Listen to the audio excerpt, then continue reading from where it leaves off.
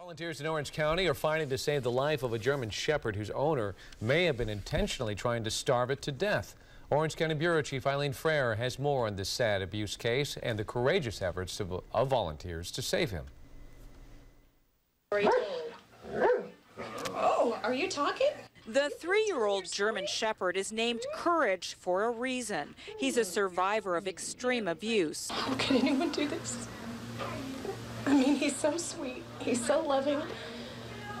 How could you intentionally let this dog almost starve to death?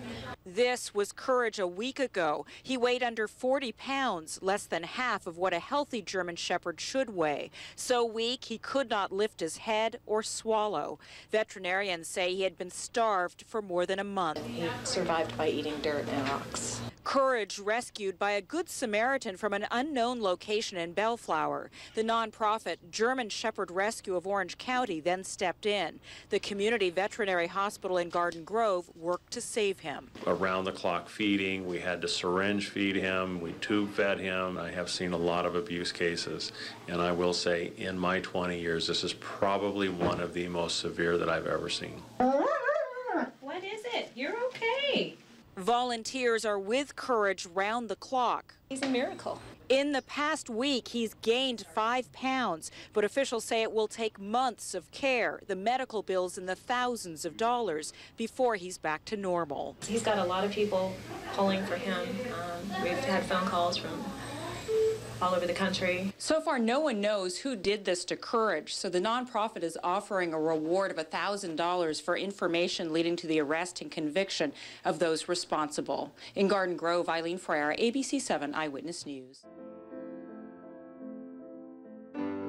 When Courage first came in, he was very debilitated. You could just look at him and see his bones sticking through his skin. You could see that the flesh of his body was really diminished from what a normal animal of his age and breed should look like. It was a pretty hard sight to see.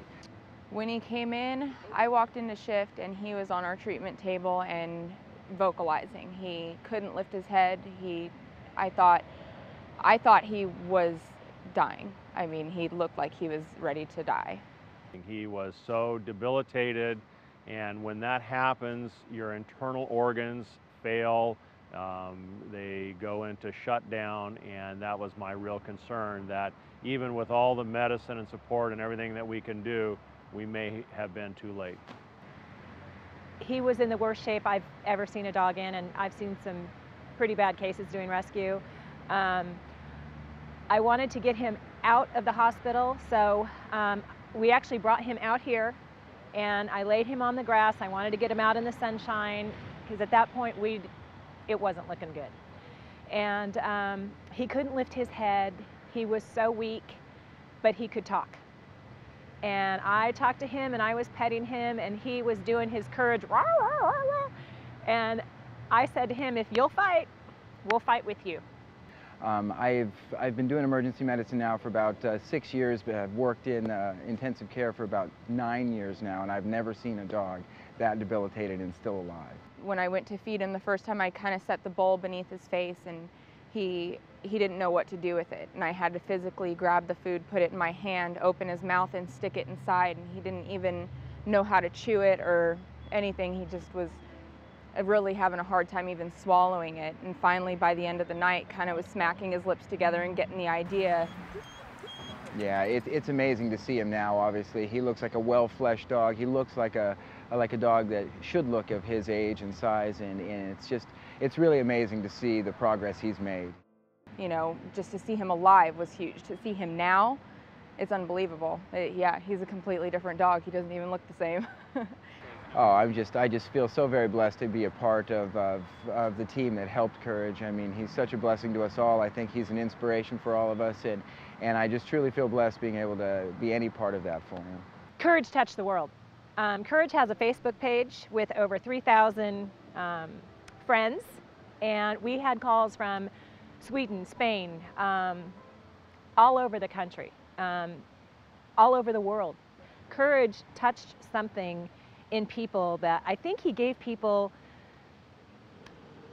hope. I mean, if this dog could go through what he went through and survive and flourish, it made people feel good to see what he went through. And I know all of us volunteers at German Shepherd Rescue, I mean, he rallied our team. I mean, we were Team Courage, and we were going to save this dog, and there was no question about it. To this day, that the real credit goes to Courage. He had a will to go on where a lot of animals and probably people wouldn't have made it. They would have given up, and he just never quit.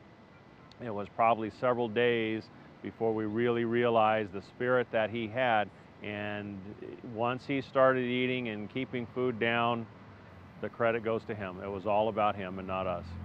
He is sort of a poster child of what, when things go wrong and people come together, what really can happen. And I think he's a great example of just a desire and a will to survive. And that's the story of Courage, and I think it's a perfect name for him.